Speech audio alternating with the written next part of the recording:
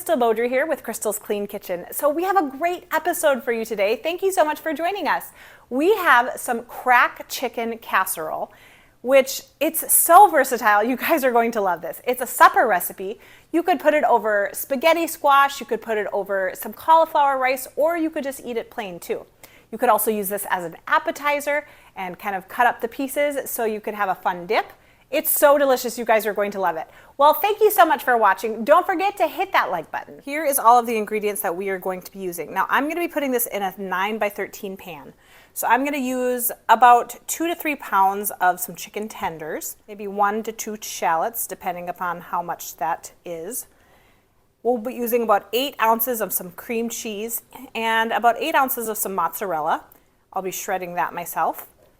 1 to 2 teaspoons of some Celtic Sea Salt, 1 to 2 teaspoons of some black pepper, maybe about 1 teaspoon of some garlic powder. I'll be using maybe about a tablespoon of some fresh dill. You could also use dried though. And then I'll be using 1 to 2 cups of some chopped bacon. All right, so we're gonna start by cutting up our shallot. Now, if you don't know, shallot is in the onion family. It's not quite as harsh as some of the onions are, so that's why I love using this. It's gonna give it a little bit more of a mild flavor to the dish. So you wanna cut it in really small pieces. Now this shallot was kind of big, so I'm just gonna use one, and I'll set that aside. Now, if you've been following my channel at all in the past few years, you know that I love to use cheese that I actually have to shred. It gives it a much better taste, and it's a whole lot cheaper actually that way as well. And I also don't love the fact that shredded cheese is coated with cellulose. I'm gonna probably get about 2 to 3 cups of some shredded cheese. So I actually let my cream cheese out on the counter to warm up a little bit so it wouldn't be so hard. Now we are going to be mixing all of our cheeses. We're gonna leave some of the mozzarella for the topping, but we're gonna mix a lot of the other stuff in with the cream cheese mixture. I'm gonna beat this a little bit first just to make sure that it's nice and soft so that it's a little easier to work with. Of course, you can be scraping the sides. And then we're going to be adding in a lot of our other ingredients. So I'm gonna add in the shallots, I'm gonna add in my bacon bits, some of the cheese. I'll add in maybe about a cup of the cheese to this mixture. Now, once we've added everything in together, we are going to be adding in some spices. I have my fresh dill, some garlic, some pepper, and then a little garlic, and then of course our salt.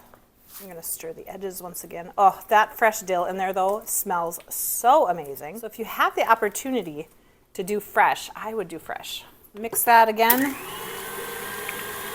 All right, now that this is done, we're gonna set it aside and move on to assembly. So I've washed my meat, or I should say I rinsed it off, took it out of the package, and now I'm gonna just put it in the pan. You can do whatever kind of direction you want to do.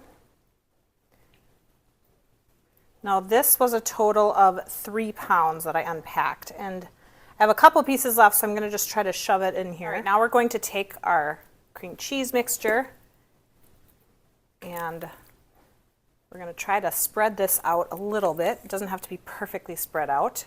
Now, to make this cream cheese more pliable, I could have put it in the microwave for a little bit before I mixed it all together, but I don't mind doing it like this. But just know, if you wanted to, you could make it a little softer by heating it up a little bit first. All right, now that that's all spread out, we're gonna sprinkle it with some more mozzarella cheese. And then we're gonna be putting this in the oven at 400 degrees for about 30 to 35 minutes. You just wanna check the chicken, make sure that it's cooked all the way through. All right, so we pulled it out of the oven. We let it cool down a little bit. Now you're gonna notice that there's gonna be some water at the bottom of the pan just because of how we cooked the chicken.